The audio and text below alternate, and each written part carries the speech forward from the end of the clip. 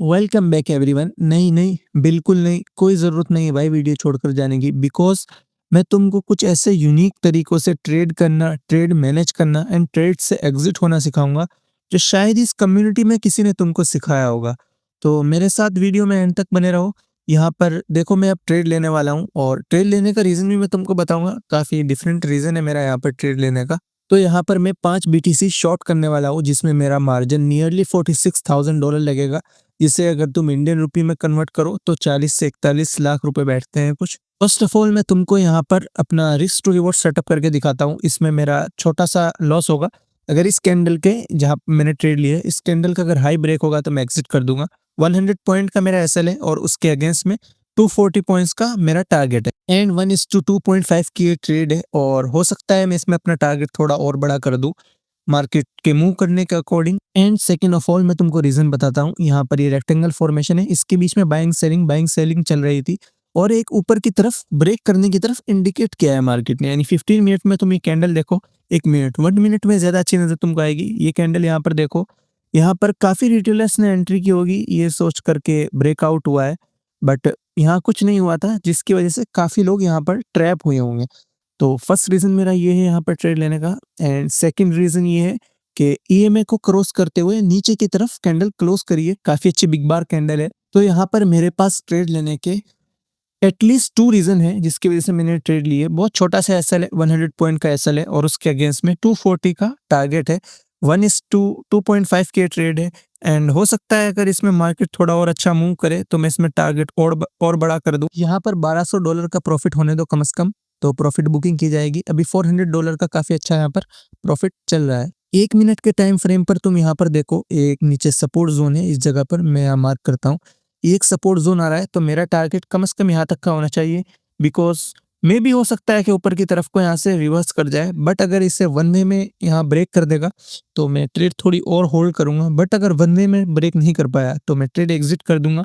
Reason simple. और देखो हमारे इस प्रोफेशन में, यानी ये जो ट्रेडिंग का हमारा प्रोफेशन है, इसमें एक चीज मच नीडेड है, यानी बहुत ज्यादा जरूरी चीज है, वो discipline. But what is the discipline, यानी डिसिप्लिन की डेफिनेशन क्या है?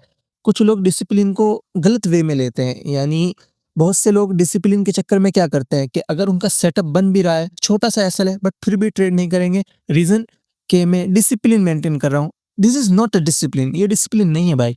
डिसिप्लिन बेसिकली क्या होता है? डिसिप्लिन की डेफिनेशन बिल्कुल अलग है। डिसिप्लिन ये है कि तुम्हारा सेटअप नहीं बन रहा है तो ट्रेड मत करो। अगर सेटअप बन रहा है, एसएल बढ़ा रहा है, तो क्वांटिटी साइज कम कर दो। इसी तरह अगर डे का लॉस हिट हो चुका है तो ट्रेड बंद कर दो, चाहे कितना अच्छा तुम्हें सेटअप मिले, बट ट्रेड बंद कर दो। इसी तरह अगर तुमने अपने सेटअप पर ट्रेड ली बट अनफॉर्चुनेट तुम्हारा एसएल हिट हो गया जिसके नतीजे में तुम्हें लॉस झेलना पड़ा, तो रिवेंज ट्रेडिंग के लिए मत जाओ। अच्छे से वेट करो दोबारा अपने सेटअप का एंड देन ट्रेड करो। इसी तरह अगर तुमने कहीं अपने सेटअप पर ट्रेड नहीं ली और मार्केट तुम्हारे अकॉर्डिंग मूव कर गई, तो फोमो में यानी फियर ऑफ मिसिंग आउट में उल्टी सीधी ट्रेड मत करो। बेसिकली ये है discipline. This is the definition of discipline. ये नहीं है कि तुम्हारा सेटअप बन रहा है, छोटा एसएल है, बट तुम डिसिप्लिन के चक्कर में ट्रेड ही नहीं ले रहे हो। ये डिसिप्लिन नहीं है। और अगर तुम नॉर्मली अपनी ट्रेडिंग में डिसिप्लिन अचीव नहीं कर पा रहे हो तो उसके लिए अपनी लाइफ में डिसिप्लिन लाओ। और लाइफ में डिसिप्लिन लाने के लिए तुम क्या कर सकते हो? अर्ली मॉर्निंग उठकर एक्सरसाइज करना, वॉकिंग के लिए जाना, देन अपना ब्रेकफास्ट खुद ही बनाना। अगर मॉम है तो उनको आराम दो और अगर सर्वेंट है तो उसकी छुट्टी कर दो।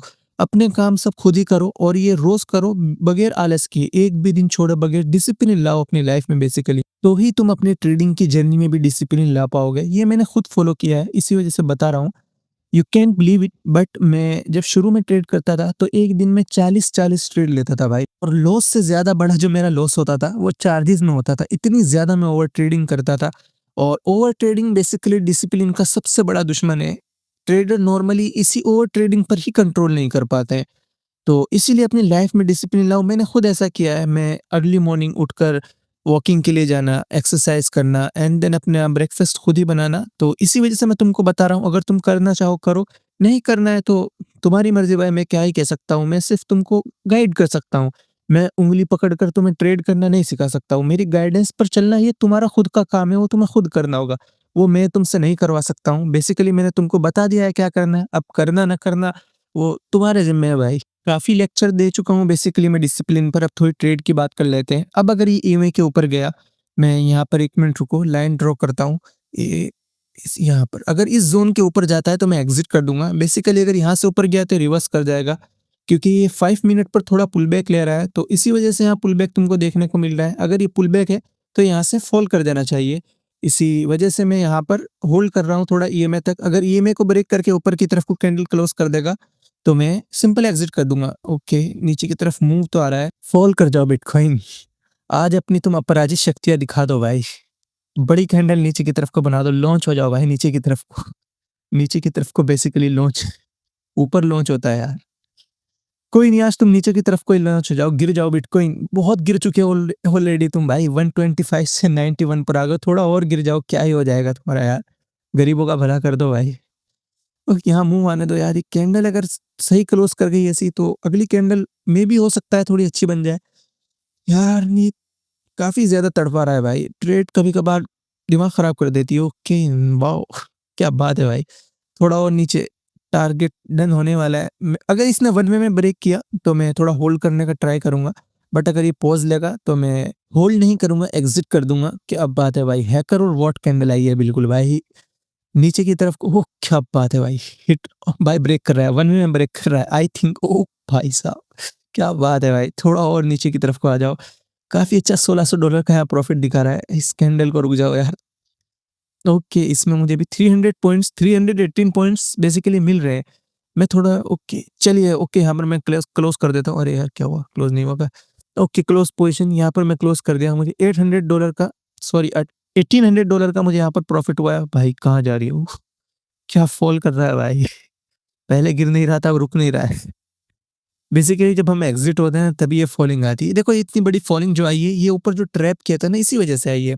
जब भी मार्केट में ट्रैपिंग आती है तो ऐसी बड़ी आती है, इतना बड़ा मुंह आता है। नॉर्मली मैं तुम्हें ट्रेड लेने का रीजन एक और बार दिखाऊं तो तुम देखो इस जगह पर, यहाँ पर देखो कितनी ट्रैप किया गया है लोगों को। और बेसिकली 1 मिनट के टाइम फ्रेम पर ये कैंडल ईएमए को कट करके नीचे की तरफ क्लोज हुई है। तो बेसिकली मैंने अपने स्ट्रेटेजी पर ही ट्रेड लिए, बट मैंने इसमें एक प्राइस एक्शन को भी ऐड किया है, वो है एसएल हंटिंग। यानी यहाँ से लिक्विडिटी ग्रैबिंग की गई है, जिसकी वजह से इतनी बड़ी 2 कैंडल तुम्हें नीचे की तरफ को देखने को मिली है। ओके,